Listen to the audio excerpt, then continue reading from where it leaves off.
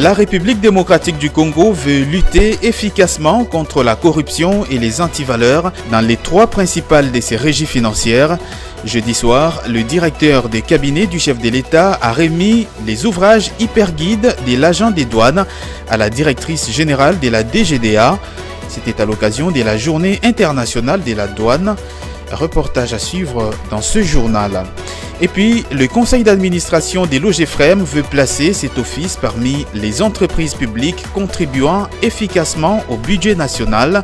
Le président du conseil d'administration de cette entreprise, Amici Makutano, a donné de nouvelles orientations aux mandataires et représentants de cet établissement venus des 4 coins du monde.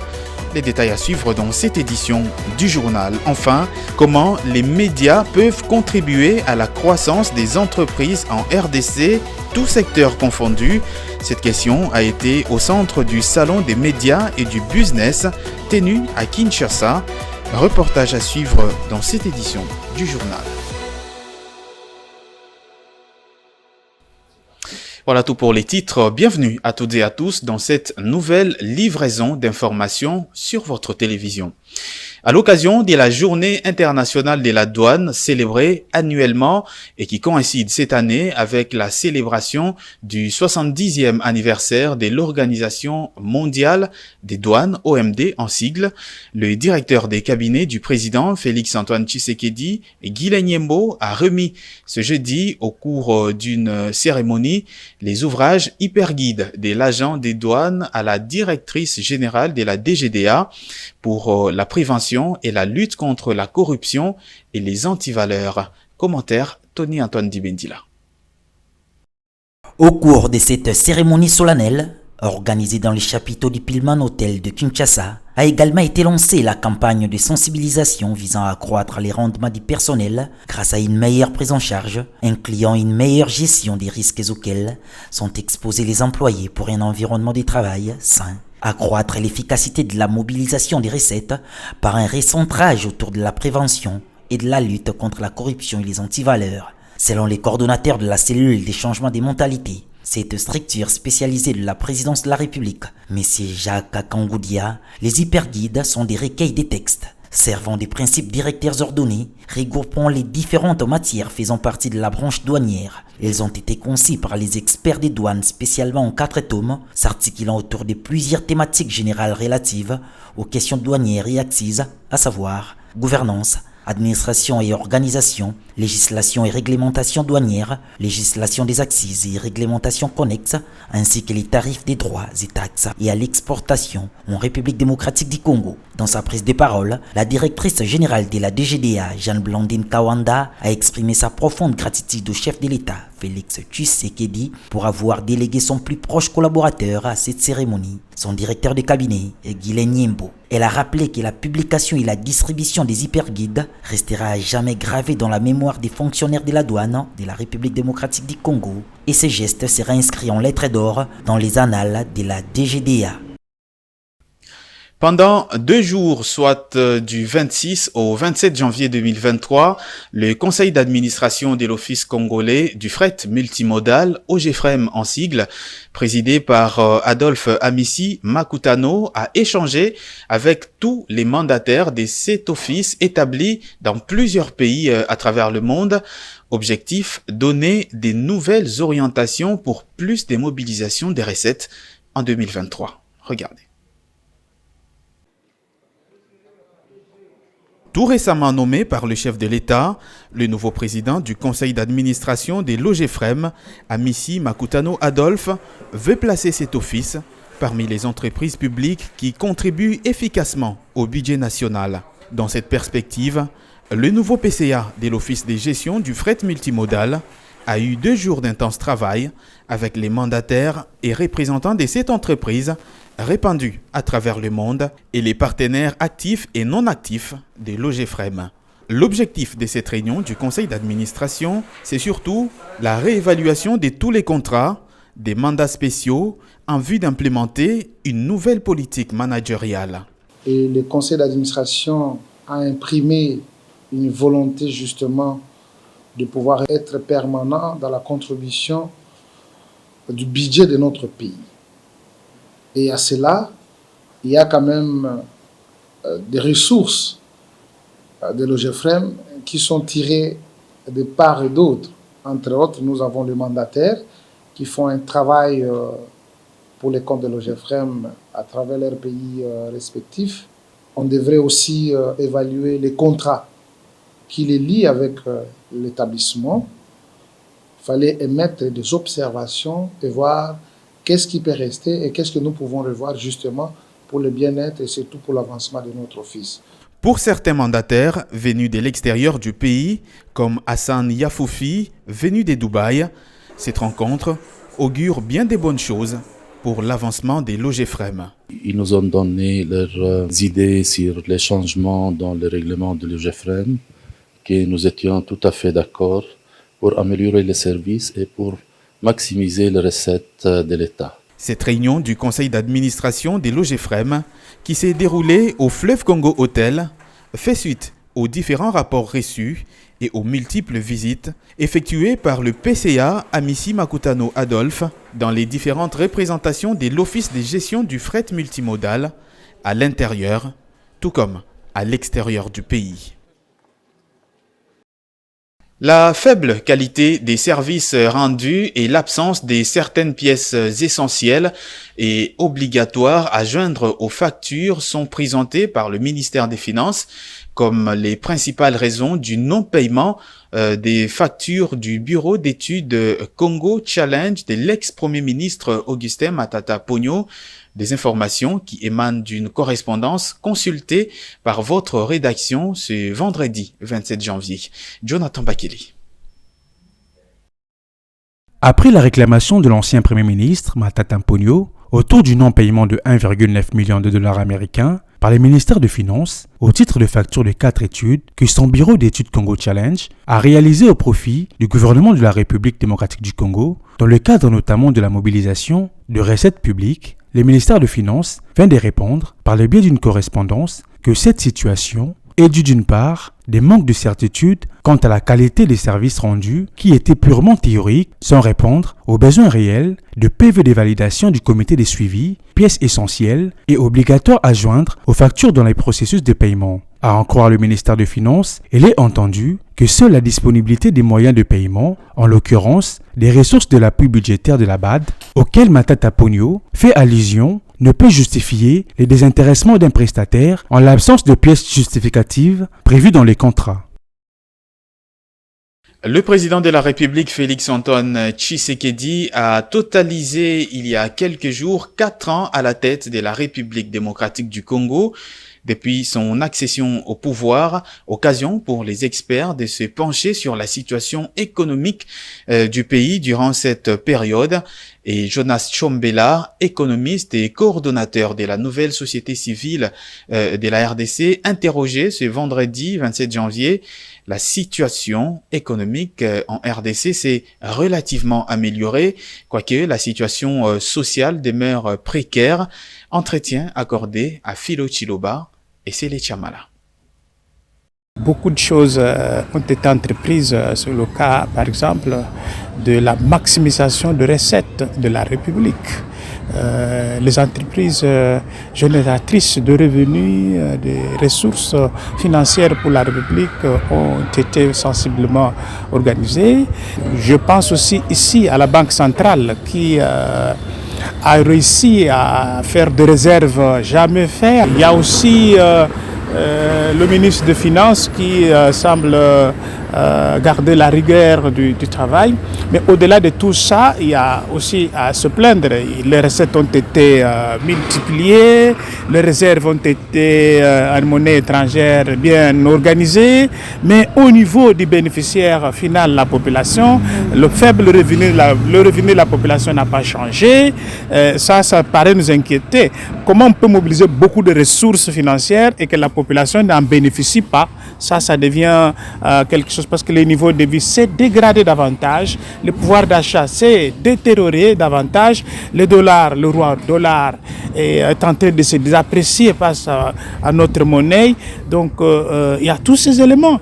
Il faut dire aussi que le contexte est un contexte où nous avons connu des maladies, de Covid, qu'il y a la guerre qui nous est imposée, qui est aussi un moyen qui ne peut pas faire que le gouvernement puisse allouer rationnellement les recettes qu'il organise pour le pays. Ce n'est pas une excuse parce qu'on a vu aussi beaucoup de gens dans l'entourage des dirigeants de la République qui sont illustrés par des détournements pendant cette période et au finish ce sont des libertés provisoires, donc ça paraît être inquiétant. On mobilise des fonds, des détournements sont organisés, donc l'équilibre vient des bénéficiaires, l'équilibre là n'est pas venu. Beaucoup d'initiatives, d'infrastructures sont en train d'être organisées à travers la République, mais à fois certains projets ont brillé par l'échec. Je pense qu'un état de lieu devrait être fait au niveau des autorités de la République, en associant les bénéficiaires, la société civile, le gouvernement, les partenaires techniques et financiers pour réfléchir qu'est-ce qu'il faut encore faire pour recadrer que le social, que le revenu de la République puisse bénéficier à la population. Clôture ce vendredi 27 janvier 2023 au Fleuve Congo Hotel du Salon des médias et du business. Pendant 2 jours, les participants ont échangé sur l'évolution de l'écosystème médiatique et son impact dans la croissance des entreprises, tous secteurs confondus, en République démocratique du Congo. Placé sous le thème « Le média un atout pour la croissance des entreprises », ces salons de médias et du business veulent surtout favoriser la rencontre entre le média et les opérateurs économiques de tous secteurs confondus, les directions des régies, les services publicitaires, les éditeurs de presse et les décideurs des institutions étatiques. Objectif, échanger sur les avancées de l'écosystème médiatique et son impact dans la croissance des entreprises. Les défis sont énormes, sont multiples. Parmi ces défis, il y a d'abord d'essayer de capter la manne publicitaire. Et pour la capter, il faut qu'on l'évalue. Et pour ça, il faut créer un dialogue entre d'une part les annonceurs et d'autre part les médias que nous sommes. Et pourquoi cette manne publicitaire nous échappe? Pourquoi, au lieu de nous s'adresser à nous directement, certains annonceurs préfèrent directement négocier avec les géants du numérique, les GAFAM, Google, Amazon, Facebook. Face aux multinationales qui tendent à se substituer aux régies publicitaires et par conséquent museler la croissance économique des médias locaux, l'État congolais a un rôle primordial. L'État a un grand rôle parce que les médias que nous sommes, nous participons à un travail d'intérêt général et que la précarité dans laquelle la plupart d'entre nous œuvrent n'est pas utile à la démocratie. Et donc l'État a tout intérêt à comprendre toutes les dynamiques par rapport à la publicité, notamment les géants du web, comment protéger les droits d'auteur et les droits voisins, quelle est notre stratégie par rapport aux GAFAM. Donc l'État doit vraiment bien faire les choses. Ce salon de médias et du business a également connu la participation et l'accompagnement de la Fédération des entreprises du Congo et de l'Union européenne. Restons dans le secteur des médias. Une matinée scientifique a été organisée ce vendredi 27 janvier par le Programme national de l'élimination de la lèpre à Kinshasa à l'intention des professionnels de ce domaine. Objectif, sensibiliser la presse sur cette maladie qui nécessite des moyens financiers importants pour justement sa prise en charge. C'était en marge de la journée mondiale de la lèpre. Juvette Mbelou et Joe Manana étaient sur place. Selon l'Organisation mondiale de la santé, la RDC a enregistré plus de 4000 cas de la lèpre en 2022. Au cours de cette matinée scientifique, organisée en marge de la 70e journée mondiale de la lèpre, il était question pour le Programme national d'élimination de la lèpre de sensibiliser les médias sur cette maladie. Occasion pour les directeurs du PNL de solliciter l'accompagnement du gouvernement congolais pour lutter contre la lèpre en RDC. Nous avons voulu transmettre au personnel de médias des généralités sur la lèpre. pour leur dire, d'abord on a défini la maladie, on a défini le mode de transmission. Alors ce qu'il faut retenir est quoi? Que nous voulons insister que pour qu'on puisse avoir un diagnostic précoce de la maladie, il faut transmettre ces messages à la population. Donc ça dit quoi? Une tache claire sur la peau constitue un motif de consultation. Si c'est la lèpre, on va vous soigner sans aucun problème parce que les médicaments sont gratuits. Actuellement, nous sommes en train de mettre en œuvre la stratégie mondiale prônée par l'OMS qui voudrait qu'en 2030, nous puissions avoir 0 cas de lèpre, 0 infirmité, 0 stigmatisation. Et pour y arriver, en tout cas, c'est la participation de tous. Les personnels de santé, la communauté, les partenaires d'appui et notre gouvernement doivent nous accompagner pour qu'on puisse mettre les actions qui nous mèneront vers la RDC sans lèpre. À noter que le thème retenu pour la 70e journée mondiale de la lèpre, qui sera célébrée le 29 janvier prochain, est « Vers zéro transmission de la lèpre par un dépistage précoce des cas dans nos communautés ». Signalons également que la lèpre est guérissable grâce à un dépistage à temps et un traitement adéquat. À en croire l'alerte d'une organisation de la société civile, alerte mentionnée dans un rapport paru jeudi 26 janvier, le programme de développement local des 145 territoires risque de faire face à des détournements en cascade des fonds. Ce rapport appelle à la vigilance des institutions de contrôle en vue de la réalisation de ce vaste projet devant permettre de relancer les économies locales. Les détails sont des Claude Congo.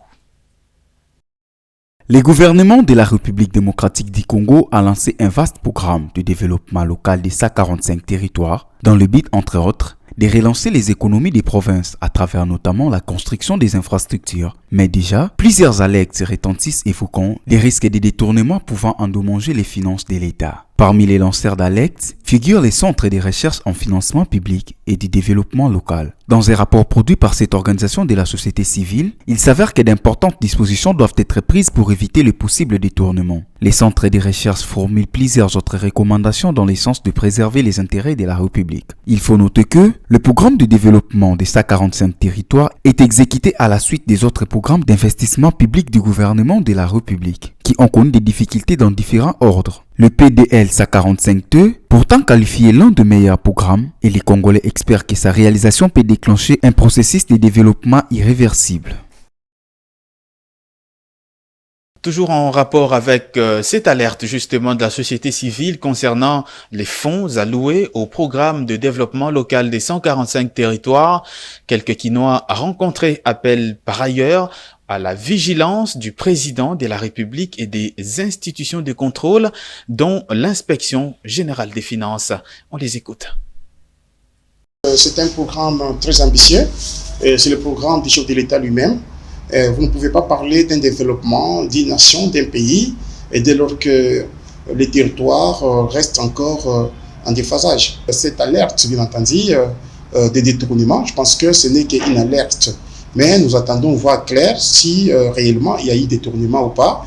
Mais nous pouvons tout simplement aussi demander à ce que la justice puisse déjà s'en saisir pour vérifier si réellement il y a eu détournement ou pas. Nous sommes de cœur avec cette organisation qui a lancé cette alerte, si vous voulez, de dire qu'on aurait détourné de l'argent ou soit dans un circuit de détournement. Nous disons il faut déjà qu'on puisse stopper cela. C'est pour cela que nous demandons aussi à M. Gilles Alingueti de faire encore son travail comme il en a toujours fait, qu'il puisse bien entendu faire le suivi déjà dès le début comme ça, pour voir si l'argent qui a été débloqué a servi, bien entendu, au développement des 145 territoires. Si, dans ces cadres-là, il y a déjà ces genres de rapports qui émanent de certaines organisations de la société civile, c'est ici le lieu d'appeler le gouvernant, notamment l'IGF, n'est-ce pas, de suivre bien les dossiers. Mais c'est ici le lieu, n'est-ce pas, d'encourager ces genres d'initiatives et d'interpeller aussi les autorités qui, eux, ont à la charge, n'est-ce pas,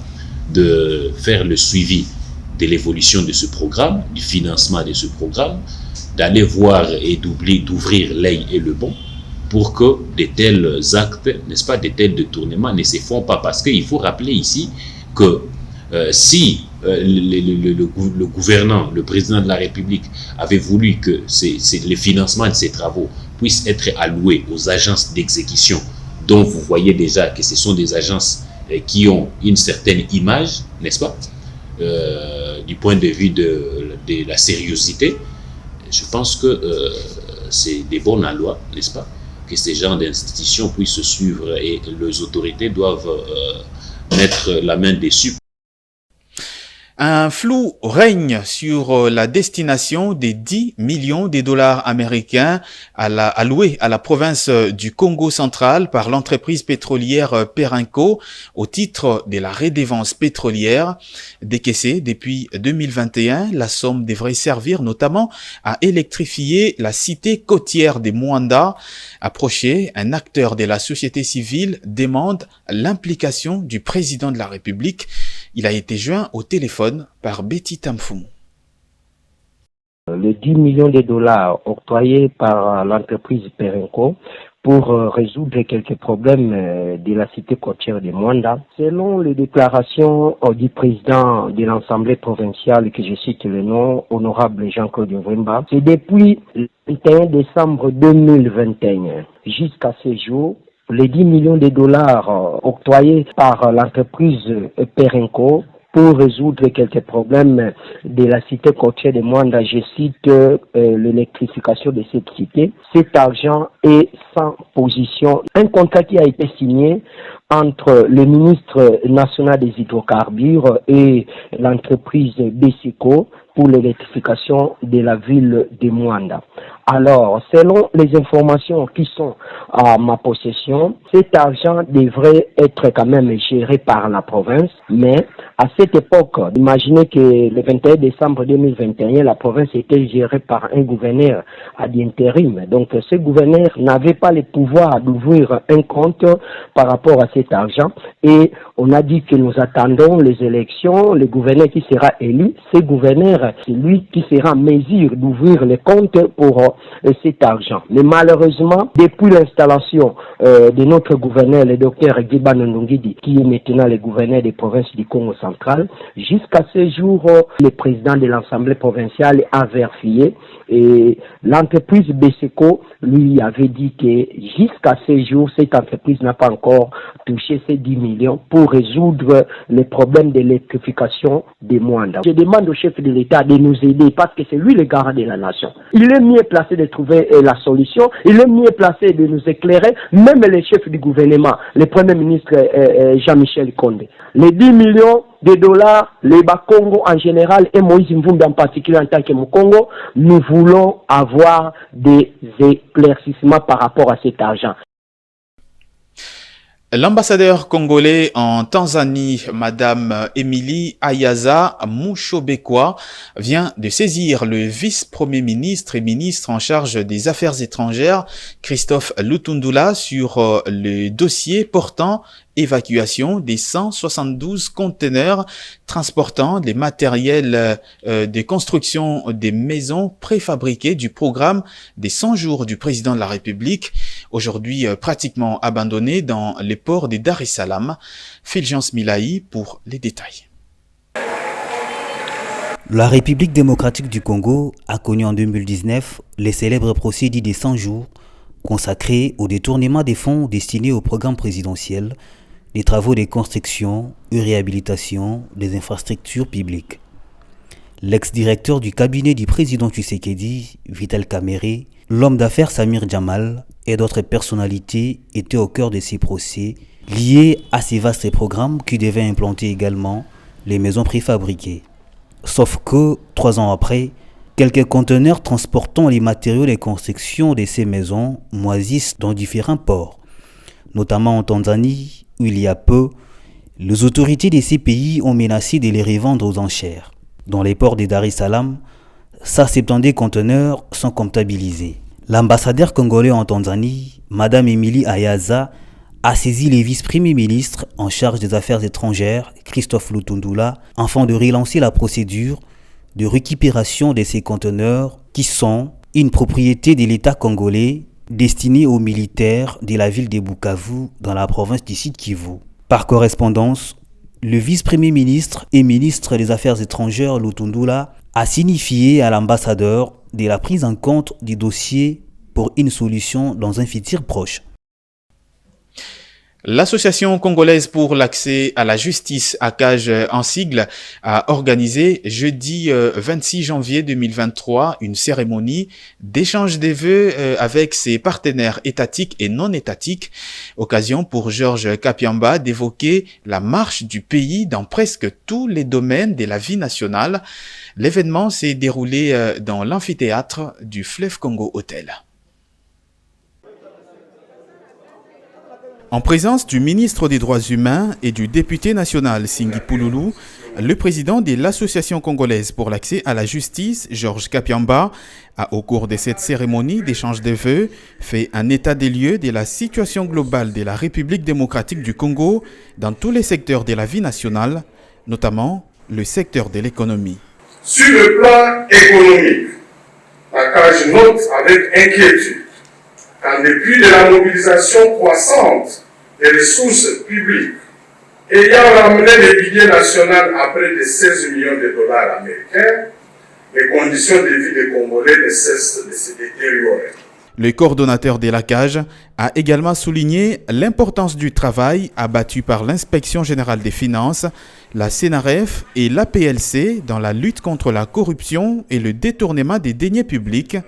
Georges Kapiamba a surtout salué les 2 accords conclus par le gouvernement de la République et le groupe Ventura de l'homme d'affaires israélien Dan Gertler en 2022. Aussi, nous saluons les 2 accords que le gouvernement de la République a eu à conclure durant l'année 2022 avec les groupes Ventura de l'homme d'affaires Dan Gertler et avec la société Glencore, ayant permis à la République démocratique du Congo de récupérer respectivement des actifs miniers et pétroliers d'une valeur de 2 milliards d'euros et 180 millions de dollars.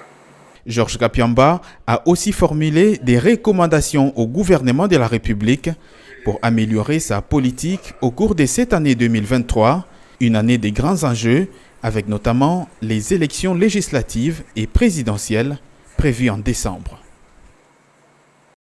Et tout de suite la revue avec Fulgence Milaï.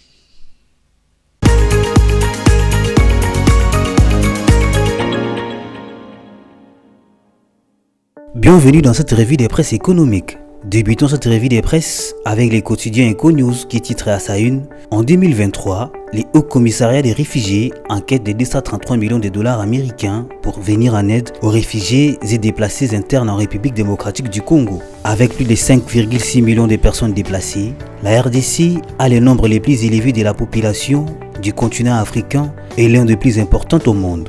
Les pays accueillent également plus de 500 000 réfugiés. D'où les besoins exprimés par les hauts commissariats des réfugiés de disposer de 233 millions de dollars américains pour venir en aide aux réfugiés et déplacés internes en RDC. Face à la situation d'insécurité due aux conflits armés, les acteurs humanitaires montent souvent au créneau pour appeler toutes les parties à assurer la protection des personnes. Les confrères soulignent que, lors d'une conférence de presse, Ejun Byun, porte-parole du Haut Commissariat des réfugiés, a déploré l'escalade des attaques meurtrières contre les civils dans l'est de la RDC par les groupes armés non étatiques. Au total, plus de 2 millions de personnes sont déracinées dans la province, ravagées par les conflits malgré cette instabilité. Le Haut Commissariat des réfugiés et ses partenaires continuent à fournir une assistance vitale aux populations déplacées. En ces mois de janvier, cette agence des Nations Unies pour les réfugiés a aidé 1154 familles comprenant les personnes vivant avec handicap, les femmes enceintes et d'autres personnes vulnérables. Poursuivons cette revue des presses avec Forum des As qui note que Eve Bazaïba insiste sur l'impact de la décentralisation des institutions sur la gestion des déchets et l'économie circulaire. La vice-premier ministre, ministre de l'Environnement et Développement durable, Eve Bazaïba a attiré l'attention de tous les acteurs clés, à savoir le responsable des entités déconcentrées sur l'impact de la décentralisation des institutions concernant la gestion des déchets et aussi l'opportunité qui en découlent dans leur mise en pied sur l'économie circulaire. C'était à l'occasion du lancement de l'atelier sur la problématique de gestion de déchets en République démocratique du Congo. Les déchets, une matière première qui génère les finances, rajoute les confrères.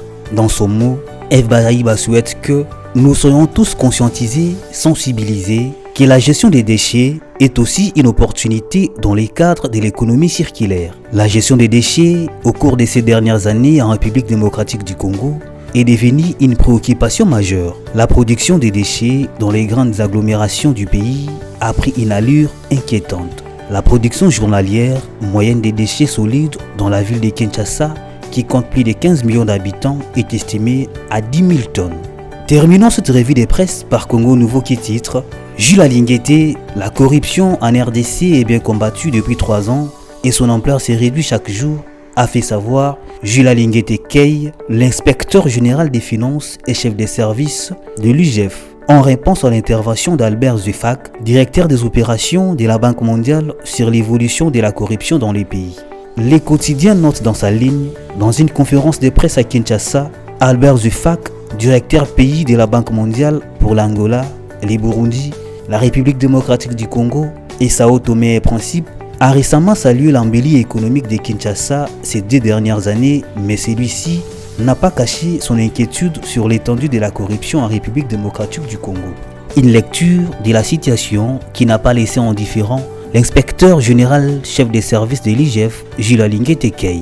Ce dernier a sévèrement critiqué ce mercredi 25 janvier 2023 le point de vue d'Albert Zufak. D'après Jules Alinguete Key, l'analyse du responsable de la Banque mondiale est biaisée en indiquant que la corruption en République démocratique du Congo est bien combattue et son ampleur s'est réduite chaque jour. Dans la foulée, Jules Alinguete a fustigé l'attitude de la Banque mondiale qui, d'après lui, n'appuie nullement les institutions de contrôle dans les pays africains et semble ignorer les vrais mécanismes ayant entraîné l'embellie économique vantée. Fin de cette revue de presse, merci de l'avoir suivi.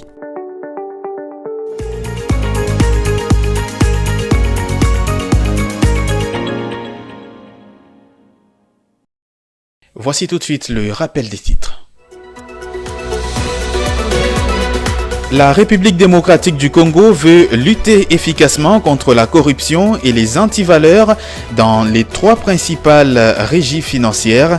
Jeudi soir, le directeur des cabinets du chef de l'État a remis les ouvrages hyperguides de l'agent des douanes à la directrice générale de la DGDA.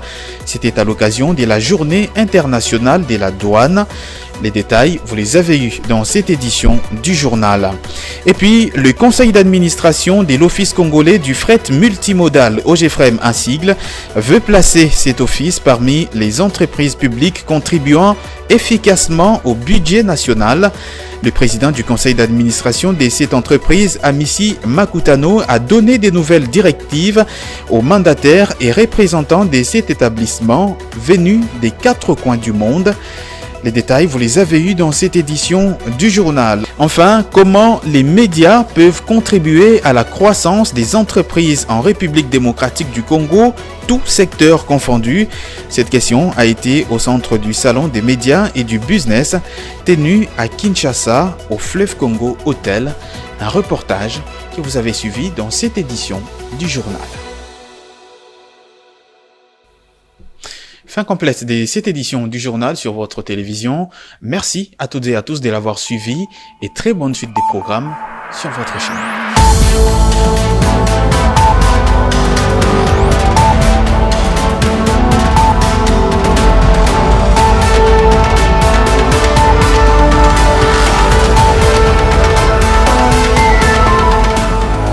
Dans une sphère médiatique, essentiellement tournée vers des contenus généralistes, où l'originalité n'a plus sa place au chapitre, où le secteur de l'économie et finance, pourtant poumon d'un État, sombre dans les oubliettes, voici enfin Ecofin Télévision. Économie et finance télévision, votre chaîne thématique essentiellement économique, vous offre un contenu original. Nous traitons des questions monétaires, commerciales, énergétiques, minières, pétrolières et environnementales. Notre créneau, vous proposer des informations, des analyses, des perspectives et prévisions économiques. Ecofin Télévision vous permet également de comprendre la coopération entre les États et les institutions, sans oublier l'épineuse question de la dette. Ecofin Télévision, tout savoir sur les investissements, les échanges commerciaux, la balance commerciale et la balance des paiements, le taux d'échange, l'état des lieux de la lutte contre les détournements des finances publiques, la coopération bilatérale ou multilatérale. Ecofin Télévision vous explique comment l'économie nationale est directement liée à l'économie mondiale. Notre particularité fait notre originalité. C'est pourquoi nous disons Ecofin Télévision, mieux que savoir sur l'économie et finances, comprendre.